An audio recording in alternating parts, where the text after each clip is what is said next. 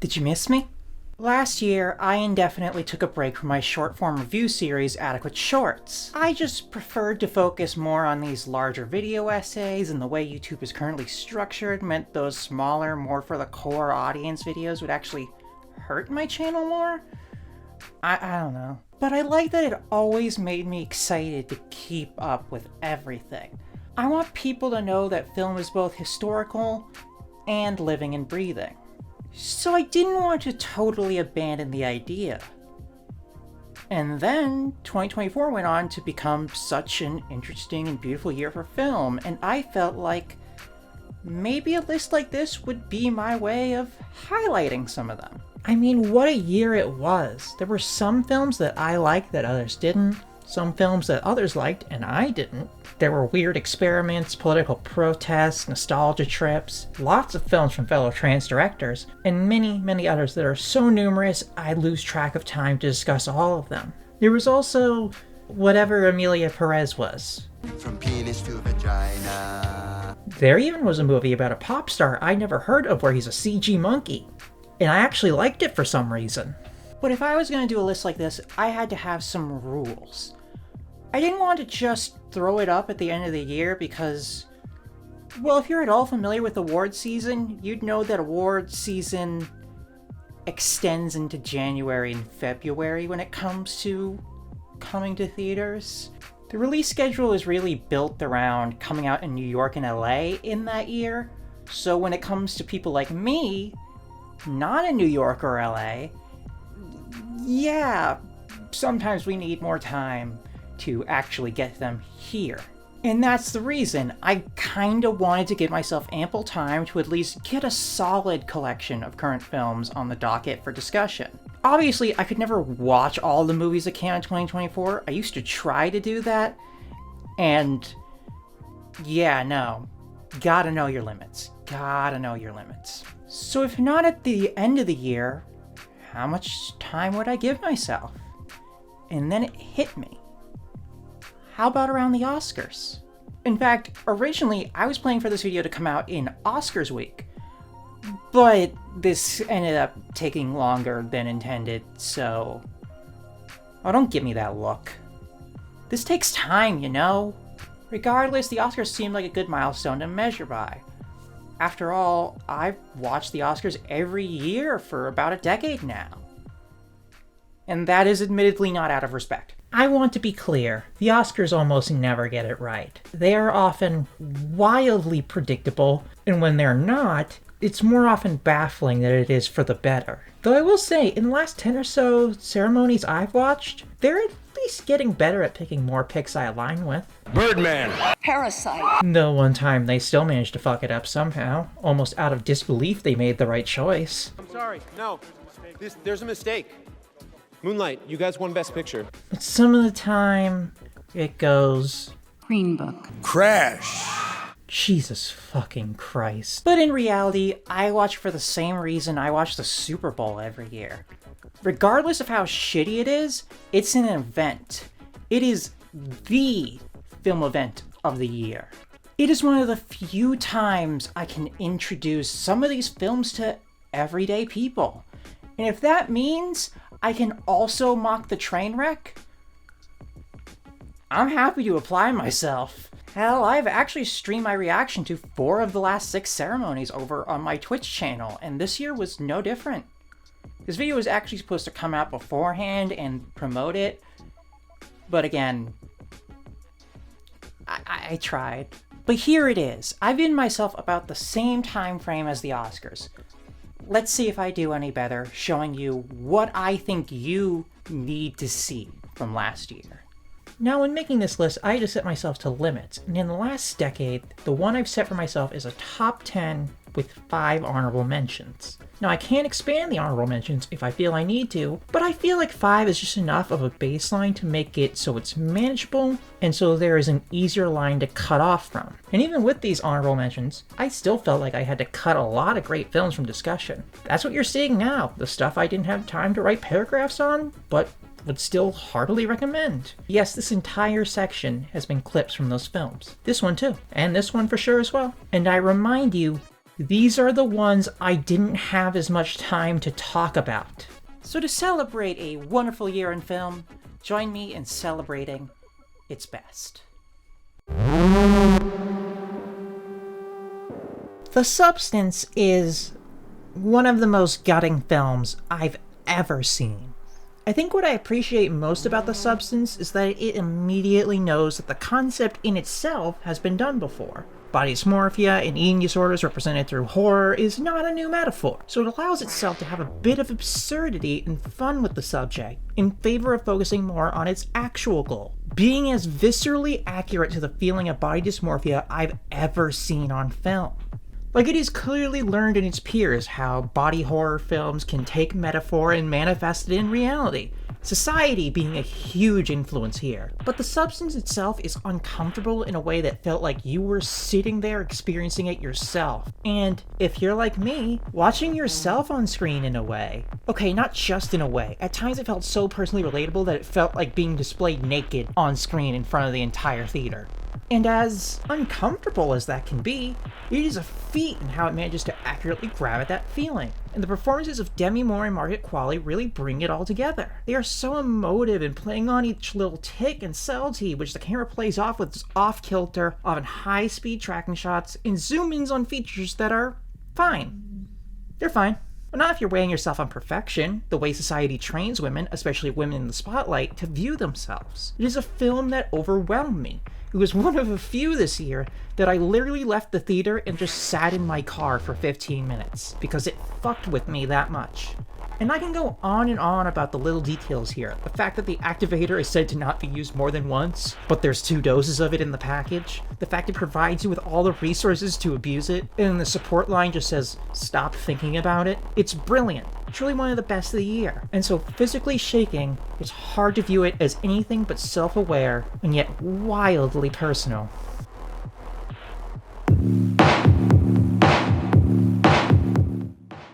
Luca Guadagnino is a filmmaker that I've been a fan of for quite a long time now. Some of you may know my first ever Adequate short was on his Suspiria remake, and how much I adored its completely different but just as satisfying approach to the film's story.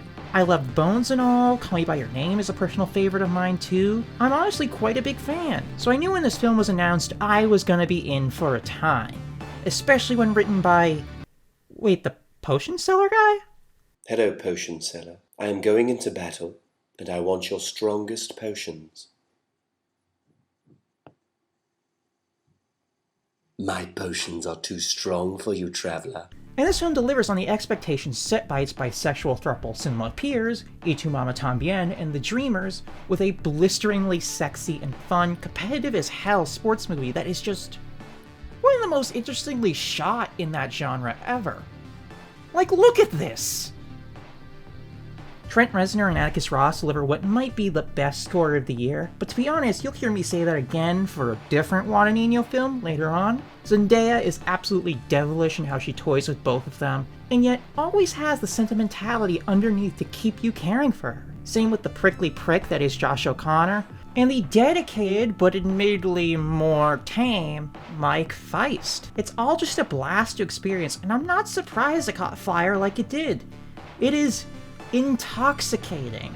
And if there ever was an era for movies to just embrace polyamory and bisexuality, probably would be now. Or okay, that might just be because I've been spending too much time in Somerville lately. Complicated polydynamic. Whatever your preference, I think you'll find yourself swayed by the pure bliss of this experience.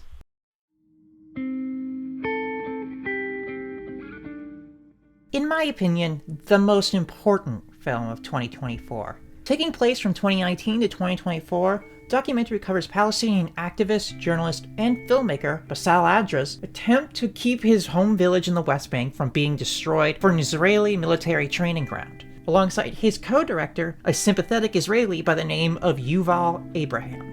I feel like it's important to highlight the fact that I said the West Bank in 2019 there. I feel like people may only be aware of the situation with the recent Israeli response to the October 7 attacks by bombing Gaza, and the humanitarian crisis that came from that. Palestine has been pushed to the edge, bombed, stripped of their homes, denied freedoms, and been subject to war crimes for almost 80 years now. This isn't new. This is just a new era to the ethnic cleansing of the people who lived there for centuries. That's the thing about this movie. It's so weird to be on the ground seeing this destruction, and then see Israeli civilians who don't need to get involved travel into the West Bank to see a 150-year-old village and going, but we want to use it for tanks now. Tear down the homes. Why are you trespassing? Why did you build this village 150 years ago when now we want to put a tank training ground there? That was pretty selfish of you. There's a line from Yuval Abraham where he mentions that he learned Arabic in college, and that was what led him to sympathizing with Palestinians. That they weren't threatening or cruel, they were just devastated by the human rights violations and speaking loudly about it. It can be easy to depersonalize humans and fear them when you don't know their language. But here on the ground, in this film, everyone's subtitled. And one side is filming and the other is desperate to stop it. And it's important to remember that. This film is intimate in its portrayal of a community brought to its edge and yet still attempting to survive. And you see how this has scarred them and how they talk to Yuval, who they understand supports them, but they can't help but envy that. He gets to go home. He still has a home. I think too often this gets drawn into some cultural or religious argument, as you could see in the prior situation. But to me in the end, and in this film, I see people. I see people moving into a land and eliminating the indigenous population, like we did in America. And I do not want to let that happen again. Families fighting to live in their homes and not in a cave. And the other side, a militarized force using the land to practice tank fire. And I think that's the thing about this movie. When you take away everything that makes Palestinians so different, you realize they bleed the same blood we do. Free Palestine, stop the genocide, excellent on-the-ground documentary.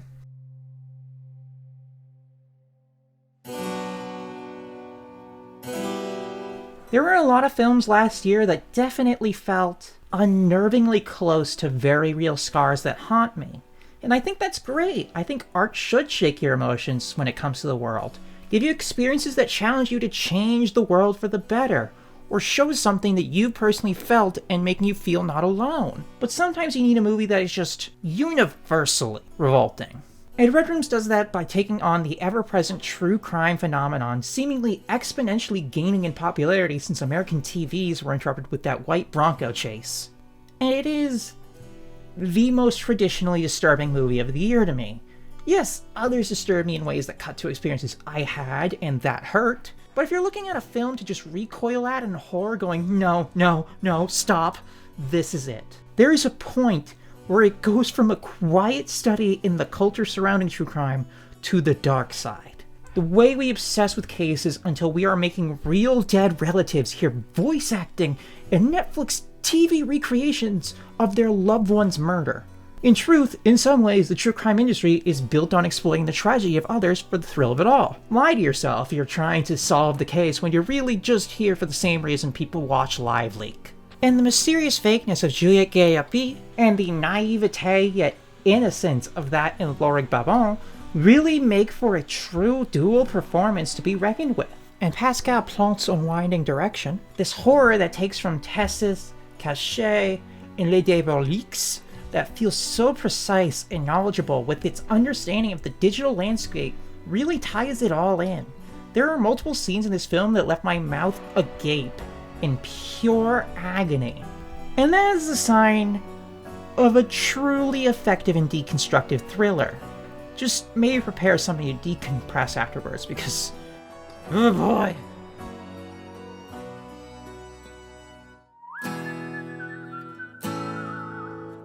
And let's end this part with what may be the funniest movie of the year. Like, if you were looking for pure inventive comedy, pure Looney Tunes meets Buster Keaton meets Naked Gun meets Newground Star comedy, this is what you want. Especially in its latter half. Its first half isn't bad, but you can kind of tell that was used to fundraise for the latter, because once you get halfway through, oh, it just escalates and escalates, and you'll think you've hit the ceiling, and then no, it tops itself again. Even if every gag didn't work for me, there are some here that are just among my favorite visual gags ever put to film.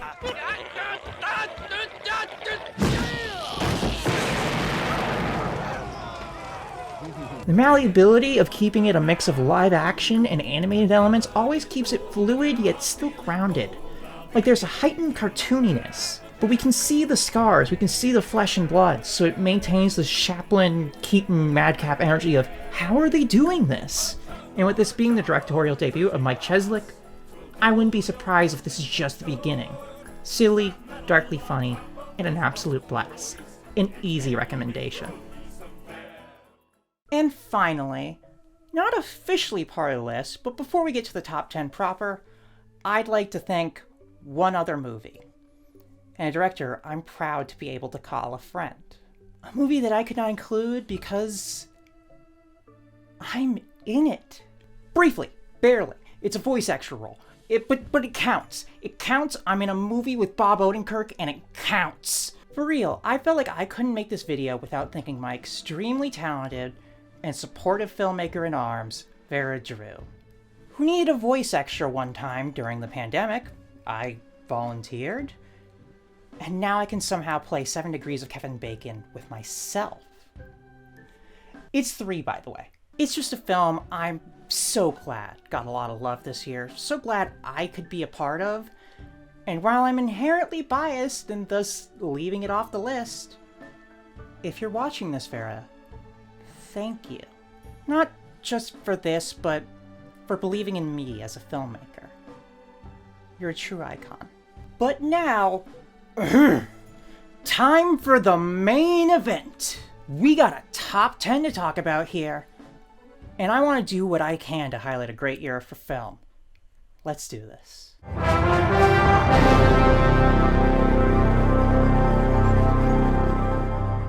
The Brutalist is a lot of things at once.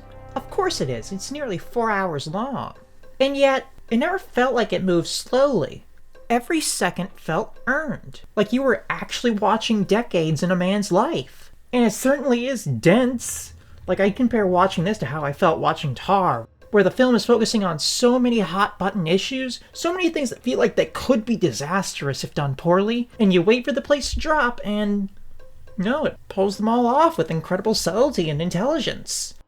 Brady Corbet is an incredible director here too. Like I can see an appreciation for the Hollywood epic in there. Parts of Once Upon a Time in America, The Godfather Part 2, Titanic, Lawrence of Arabia. Hell, I'd argue you can see some of the directors he worked with in here too. A little bit of Haneke, some Greg Araki, Lars von Trier, Olivier Assayas. He is clearly taking from so much in the history of film, and yet it never feels derivative.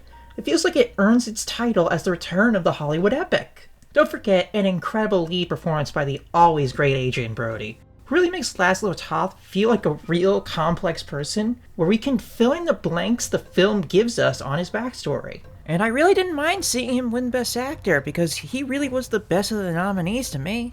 And the Oscar goes to Adrien Brody.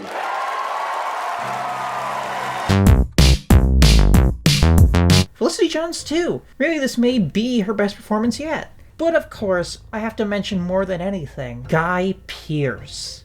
Guy Pearce in this movie is something special. He really brings so much personality and presence here, it's hard to not watch it in awe. He's despicable, yet wildly incompetent and constantly furious. Hell, one of my favorite pieces of writing in the film comes with his character constantly saying that he found conversations intellectually stimulating, regardless of what is said, implying he actually has no idea what was said, but wanted to sound smart. So good.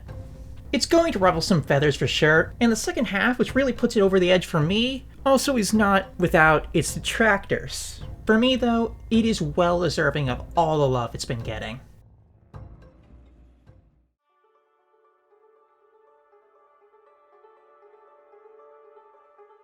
To quote director Matthew Rankin, Iranian cinema emerges from 1,000 years of poetry, while Canadian cinema emerges from 50 years of discount furniture commercials.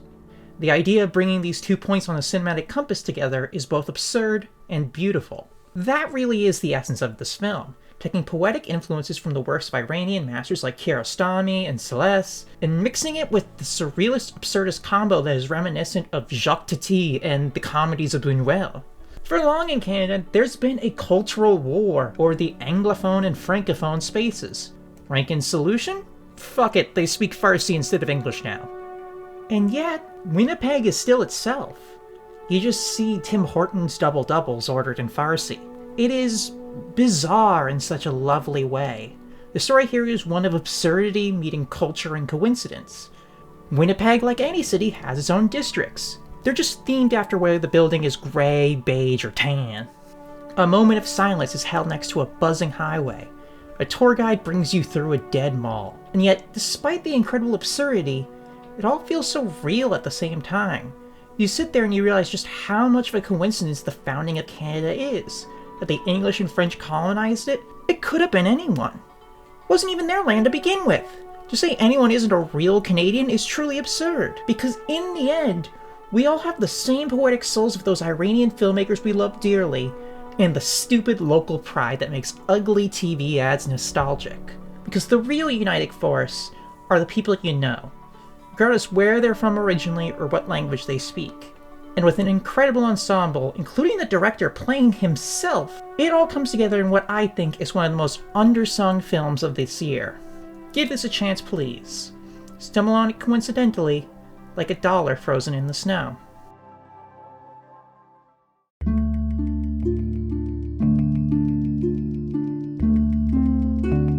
The alternate universe past lives storyline has long been a dream of many an art house filmmaker. Everything Everywhere All at Once, The Fountain, Cloud Atlas, The Beast is another one to add in there. But it's so notable among them because this film gets what makes us human.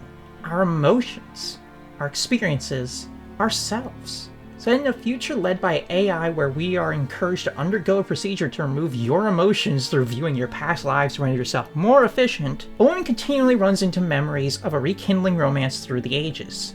Léa Seydoux and George McKay really carry each era into a unique yet definable lens. Each is a different person, and yet similar. You can see how this could be the same soul, just raised in a different context. Meanwhile, director Bertrand Bonello is sneaking in digital smears and glitches and specific framing that really nail in his point. At the core of the film, it's hard not to draw a parallel between its story and the continuing plague of AI art. But I feel like that's more of a symptom of its real point. You can't fake humanity. Our emotions. Those come from real places and define us. They make us. And this is, of course, what we get from art. To remove them is just to imitate, not to feel. Dolls and green screens and AIs. Being scared of something that isn't truly there. Bad omens of pigeons inside. And at its core, humanity really is people undone by each other, and yet still drawn together in spite of it all. What's fascinating about the Beast is not only what's there, but what isn't there.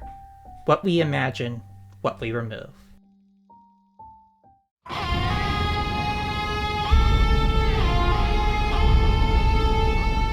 I'm not exactly a big blockbuster person. I mean, there are some iconic ones that stand the test of time, your T2s, Jurassic Parks, but sometimes playing to that wide an audience can mean you end up saying nothing at all. Denis Villeneuve is not that kind of filmmaker.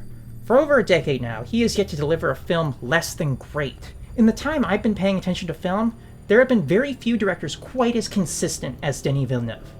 I first became aware of him during his streak in America, where he released a movie a year for 5 years. Prisoners, Enemy, Sicario, Arrival, and Blade Runner 2049. All of them ranging from pretty great to top 5 of the year level. And during that time, I became interested in his career prior to working in Hollywood, and fell in love with what I think is still his best film, his final Québécois feature, Ensembles. So, he has a pedigree to believe in. And when Warner Bros. Came along and offered him the keys to a huge budget in order to finally realize one of the most iconic sci-fi novels of all time, yeah, it certainly caught my attention. Especially with how many times Dune had failed to have been adapted before. And when I saw Dune Part 1 in October 2021, I loved it. Granted, it certainly had a sudden end instead of a natural one, but I understood that going in. The book was so large that to do it true justice, you had to make it multiple films. And now finally seeing it completed is an absolute treat. I will say that I think both films suffer if separated from each other, but when watched as one total experience, it shines. Most space wars feel like rebellion against evil, Dune feels like a political quagmire full of proxy wars. And while that showed promise in the first half, that really comes alive with this part, where the real discussion of the movie begins. What is a prophecy but a prediction made by the only people who actually have power to change the world? You can make anything a prophecy if you plant the idea and mythologize it enough and turn your worldview into nihilism and arrogance to deceive people. And that's kind of what's so impressive about this film, is that it can feel so huge, so stark, so wonderfully stylish in a way that you're kind of shocked someone let there be a big budget blockbuster movie with this much unique visual flair. Timothée Chalamet and Zendaya and Rebecca Ferguson and Austin Butler and Javier Bardem are pulling incredibly shaking and huge performances. And yet, at its core, it's a deconstruction of the great man epic. So by the end, you're just sitting there thinking about how power controls, how ego and arrogance fuel as the big climax suddenly feels so lost. And that's so unique and beautiful, I have to award that. I will say, I think again, that probably works best as one 5-hour experience, and having to separate them like this for the sake of handling a list like this does hurt it slightly. But when put all together, it's shocking how much this novel laid the groundwork for the sci-fi that came afterwards, and yet, when realized on its own, still feels so uniquely unlike anything else. It is a monolith to questioning our faith and narratives, fittingly done so by emulating the most common narrative there is.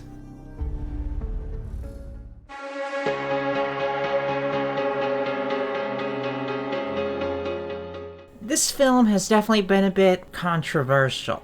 I've seen many people flat out hate it and despise it with all their being, while also seeing it carry away the Palme d'Or and sweep the Oscars. And it was one that I was actually pretty skeptical of watching it unfold. And then it all clicked. And then I was crying. Sobbing, really. Which feels almost inaccurate because this movie is having fun with itself. It is trying to find humor in absurd misery. And it succeeds quite a bit. But then by the end, the only thing I can compare it to is Lars von Trier's Breaking the Waves. The way I just felt like screaming, "Stop it!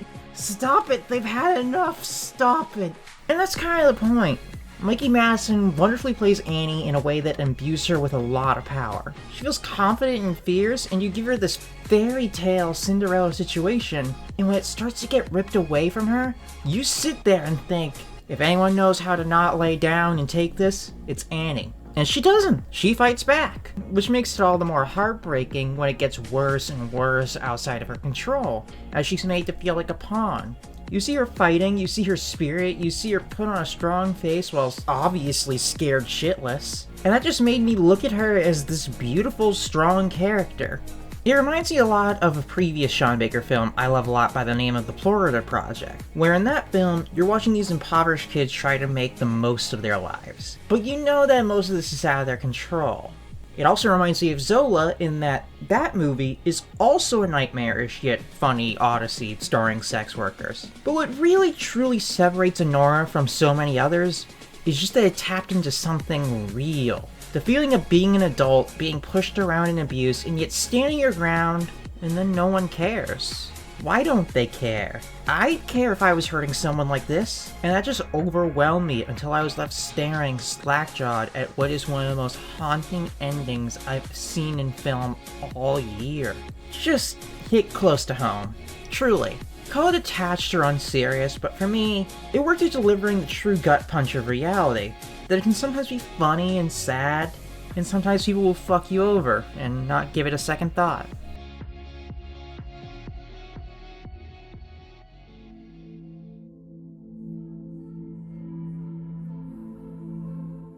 One of the most unique experiences I've had with a film all year. Meanwhile on Earth is the first mostly live-action feature from director Jeremy Clapin, most commonly known for his debut animation feature, I Lost My Body. And I say mostly because there are some gorgeously made animated sections to demonstrate subconscious moments. It's definitely an odd film, but that's part of its charm. It's so wonderfully constructed, like a classic sci-fi novella. The premise of a girl whose brother went to space, only to never return, the public not knowing the outcome and mourning him all the same, focusing on how that leaves her feeling lost. I love the little details of that.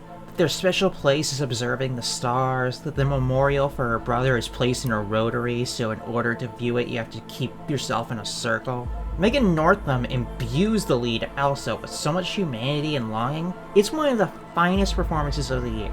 Really, for how small and personal this is as a story of grief in a small French town, and that leading to an Arrested Development, it strangely feels so expansive. When I say sci-fi, I want to be clear, this is no special effects extravaganza, it's more conceptual in nature. And yet, I felt so enraptured, so thoroughly entertained and whisked away. Well, except for one scene.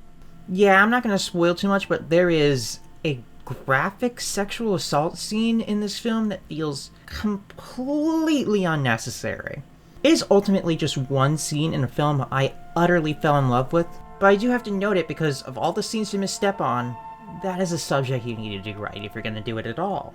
And I feel like the film would have been better without it. Even with that, it's one of very few blemishes on this film. I mean, Dan Levi's score is fantastic, the camera work can be mesmerizing, and the animated segments flash so much promise. I know some expected more from its ending, but I actually found it perfect. I feel like the implication is all we need. And to me at least, it is spellbinding in practice.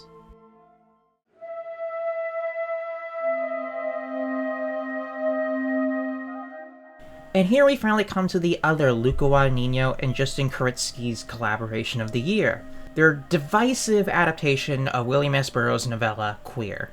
And if you were wondering why it was divisive, that author's name should be a big clue.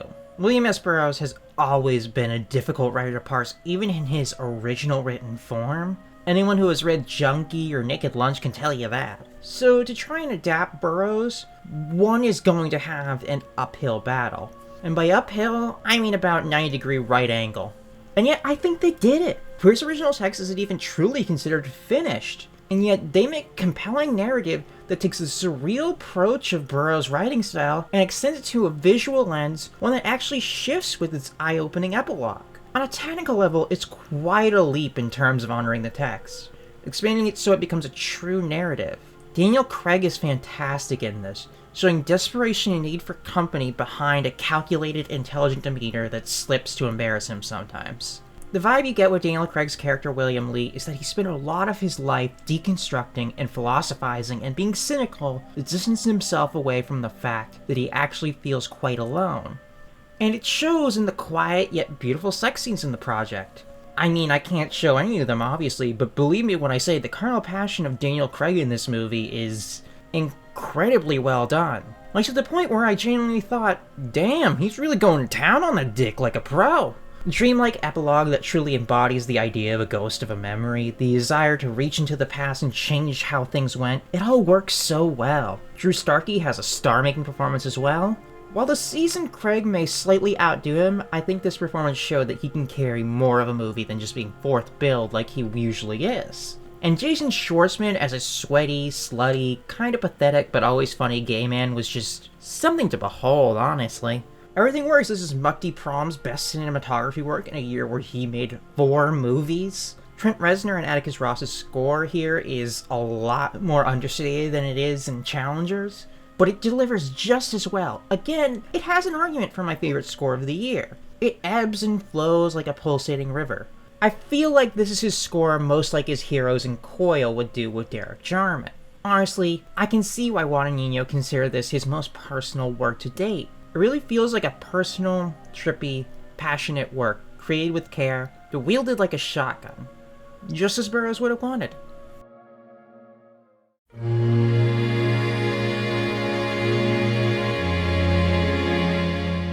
I saw this film originally back at 2023 IFF Boston Fall Focus, and I walked away from it thinking it might be my favorite of 2023. Then it didn't even come out in its home country until April of the next year, so okay, I had to move it to this list. And if you're wondering why it's not number 1, I want to be clear, that says more on the films above it than anything else, because I still adore this movie just as much as I did then.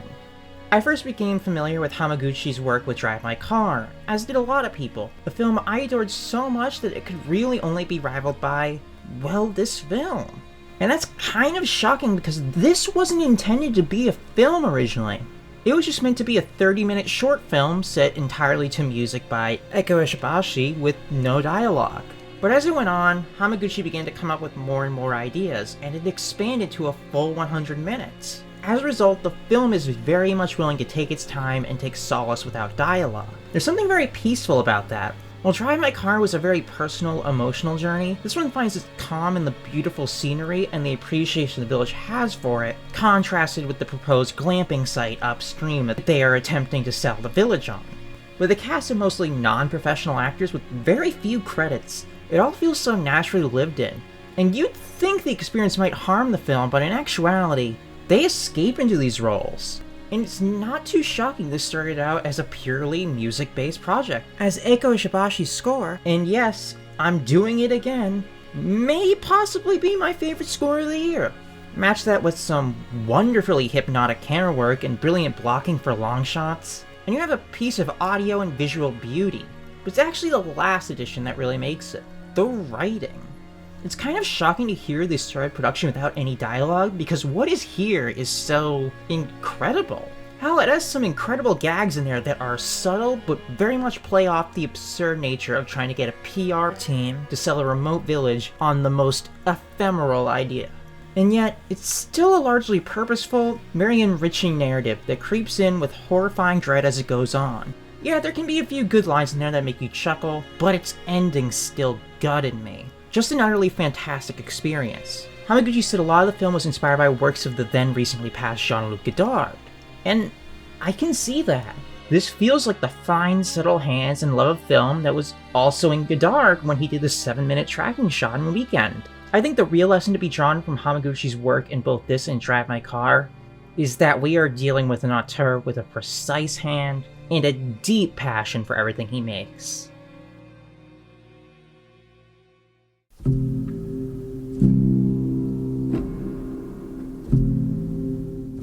There's a word I worry may come to some people's minds when they see this movie.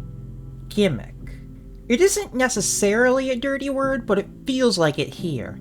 It feels like an undermining of the film itself to look at its unique presentation and think that's all there is to it. Because yes, this film is specifically shot from the first-person perspective of its two leads, and it is extremely impressive, and I do want to gush about that a lot. But this film is far more than that. Based on a Pulitzer Prize-winning novel of the same name by Colston Whitehead, Nickel Boys was never going to simply be all flash, no substance.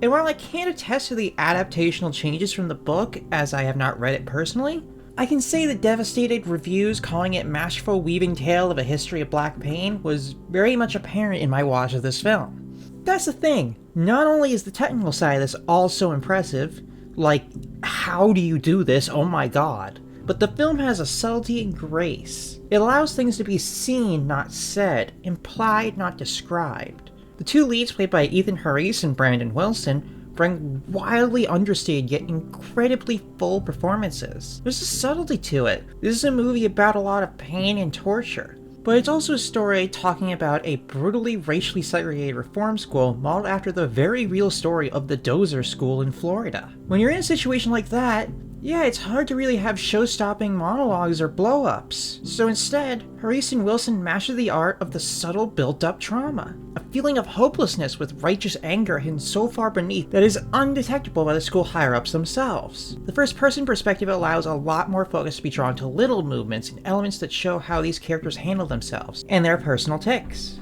And you feel so much like you are really, truly getting to know these people in and out. To quote critic and friend of the channel Randy Jones, if you ever dismissed a black movie because you don't know the black experience, well, congratulations. You got a movie that literally puts you in not one, but two black shoes. And that's more than just literal. We feel these characters in and out. Each little glance says so much, and it's all structured in ways that define how much each character views the world and handles themselves. It is a story that gets you to feel like you truly understand every character, like you had spent years with them yourself.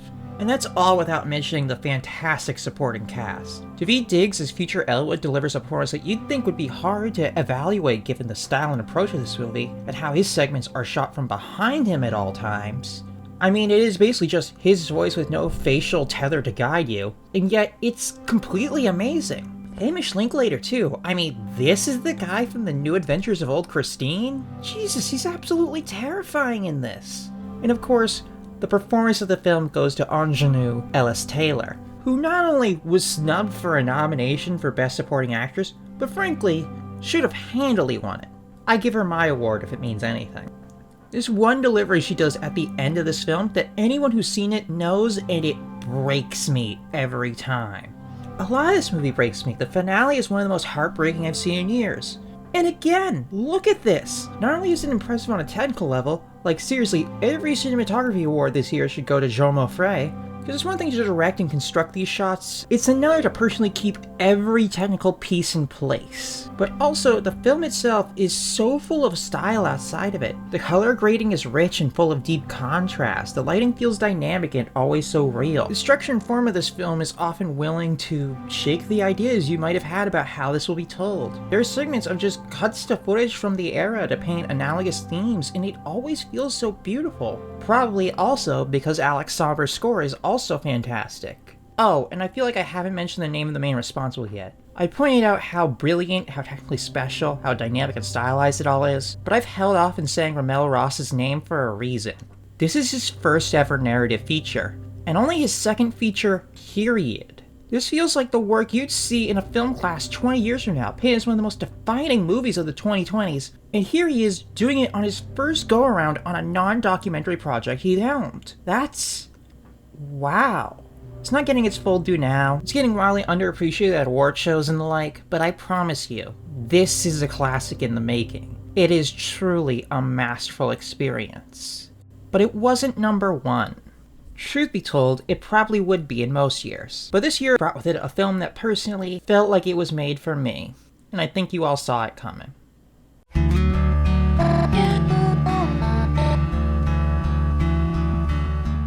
Throughout this video, I've talked a lot about a few films that feel like they were drawing from real things in my life. So much so, I ended up feeling physically sick after watching them. But nothing to me was like I saw the TV glow. If the substance in Anora showed shades of how I felt, I saw the TV glow felt like a broadcast tapping into my core memories and playing out in abstraction.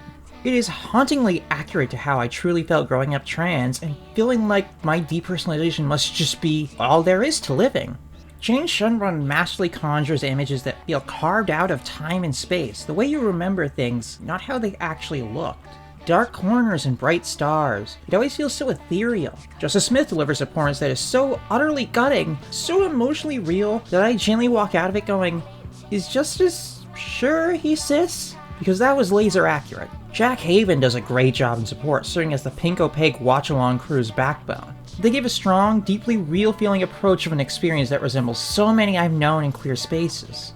The fuck it, no, I'm gonna take charge because fuck people approach. Which of course contrasts with Justin Smith's quiet, shy anxiety and fear of any kind of rejection or pain in a way that feels, yeah, very close to home.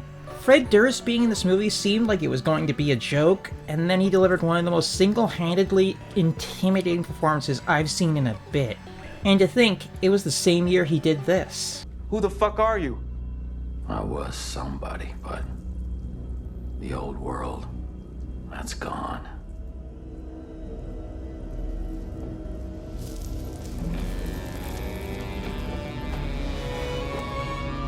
No way. That's Fred fucking Durst. Connor O'Malley is sinister in this role, playing the kind of guy who pretends to be your friend but only to keep you as a punchline. Again, might have experience there.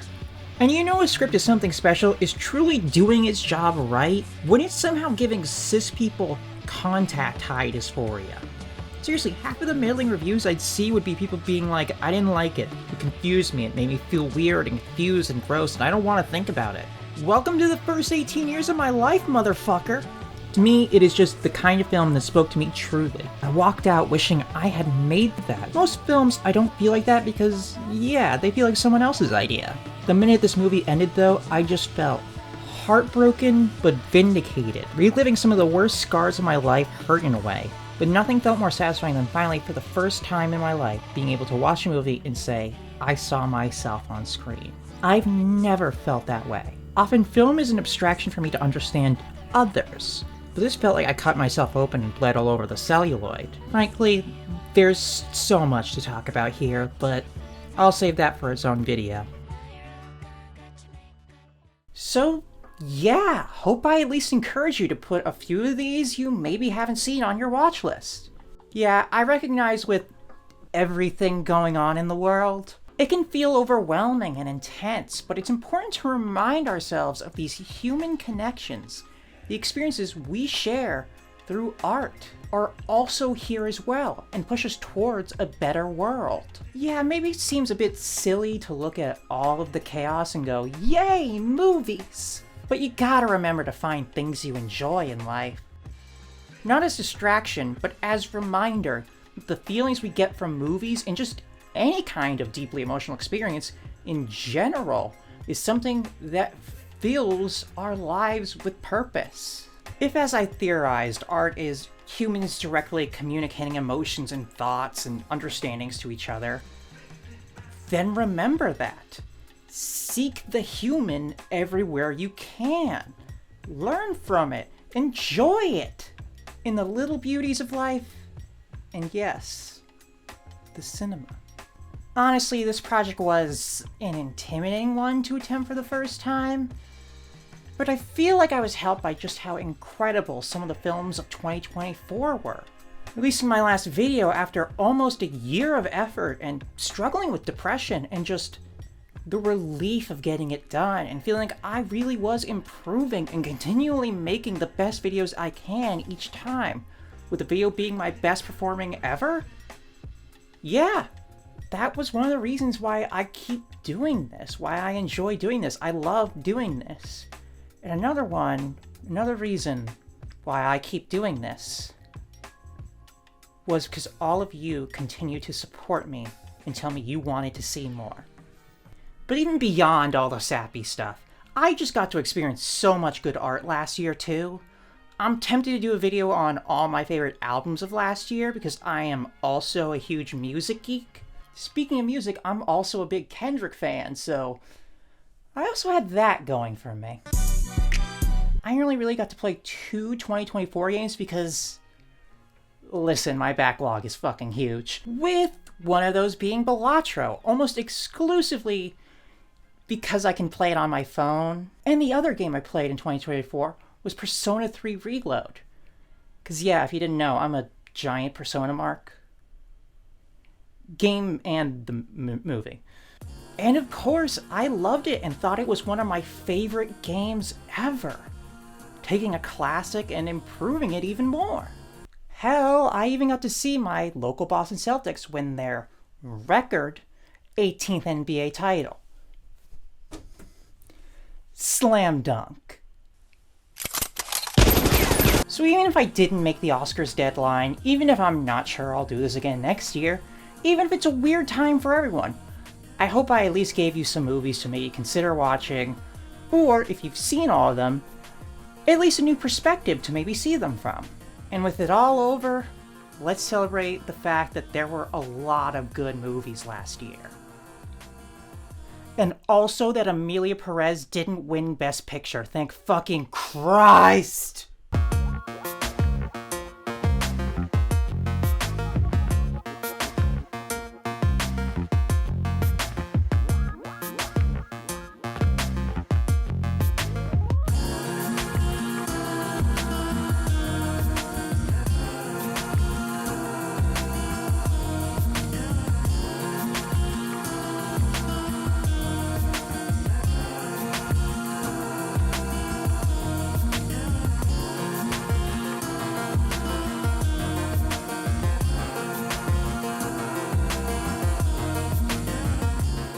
I'd like to give my special thanks to my $10 a month patrons, Arif Hassan, Kim Pine, Tegan B, Cameron Kanaki, Azalea, Morgan T, Justin Shepard, Ben Birdperson, Penny, Amber Rain, and Katrina Q.